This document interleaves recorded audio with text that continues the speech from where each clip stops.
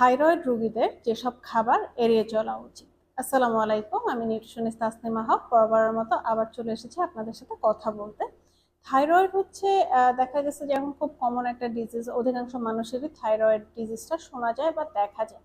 Thyroid হলে যেটা হয় যে আমাদেরকে কিছু খাবার এড়িয়ে চলতে হয় এবং একটা নির্দিষ্ট জীবনযাপন বা জীবনধারা মেনে চলতে হয় যাতে করে থাইরয়েডটাকে নিয়ন্ত্রণে রাখা যায়।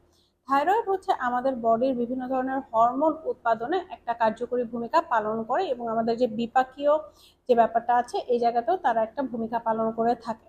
তাই এই থাইরয়েড হরমোন মেনটেনে রাখা বা থাইরয়েড যে সমস্যাটা আছে এটাকে মেনটেনে রাখা খুবই গুরুত্বপূর্ণ।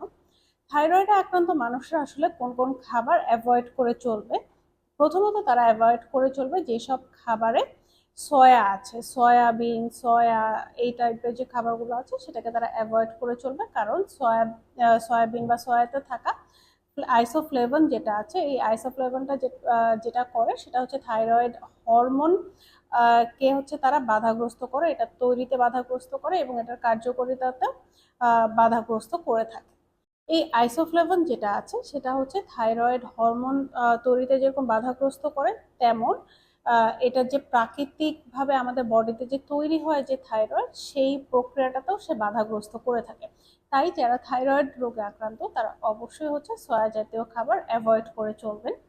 দ্বিতীয়ত, আমরা সাধারণত যেটা সবাই জেনে থাকি সেটা হচ্ছে যে ক্রুসিফেরাস গোত্রের যে খাবারগুলো আছে, যেরকম ফুলকপি, বাঁধাকপি, ব্রোকলি, যে খাবারগুলো আছে এগুলোকে থাইরয়েড ডিজিজের জন্য মানা করা হয়। এটা আমরা কমনলি জেনে থাকি। কেন মানা করা হয়? কারণ এটার যে কর্টিজনিক ইফেক্ট আছে থাইরয়েডের উপরে, সেটার কারণে। এটা হচ্ছে থাইরয়েড হরমোন উৎপন্ন করতে বা হচ্ছে যে প্রসেসটা আছে সেই প্রসেসটা একটা বাধা তৈরি করে থাকে।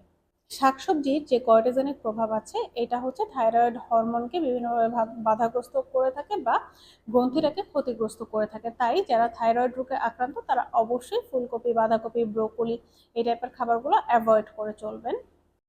প্রসেস ফুড, অতিরিক্ত চিনি মিষ্টি যে খাবারগুলো আছে এটা হচ্ছে থাইরয়েড হরমোনের যে কার্যকারিতা আছে সেই জায়গায় বাধা প্রদান করে থাকে এবং আমাদের শরীরে যে প্রদাহ আছে, ইনফ্লামেশন আছে, এই ইনফ্লামেশনগুলো তারা বাড়ায় থাকে।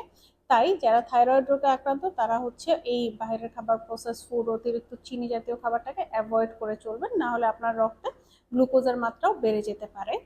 এর পাশাপাশি হচ্ছে যারা থাইরয়েড রোগে আক্রান্ত তাদেরকে আমরা বলে থাকি যে আপনারা হচ্ছে গ্লুটেন ফ্রি খাবার খেতে, গ্লুটেন ফ্রি খাবার খাওয়ার জন্য আপনারা যেটা করতে পারেন সেটা হচ্ছে যে গমের তৈরি খাবার, রাই, বার্লি এগুলোকে অ্যাভয়েড করবেন, না হলে হচ্ছে এটা আপনার বডিতে একটা বিরূপ প্রতিক্রিয়া সৃষ্টি করতে পারে।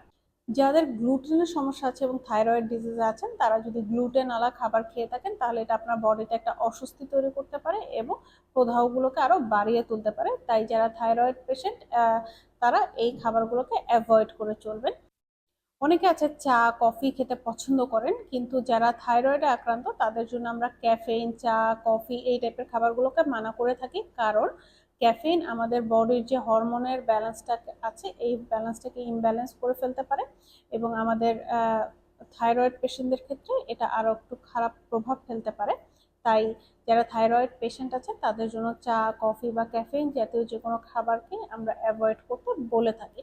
এছাড়া যাদের থাইরয়েড নেই, নর্মাল সাধারণ জীবনযাপন করছে, তাদের জন্য যেটা বলা হয়ে থাকে যে যে কোনো খাবার খাওয়ার পরে অ্যাটলিস্ট 30 মিনিট গ্যাপ দিয়ে ক্যাফেইন জাতীয় খাবার খেতে, না হলে এটা আমাদের বডিতে অ্যান্টি নিউট্রিয়েন্ট হিসাবে কাজ করে।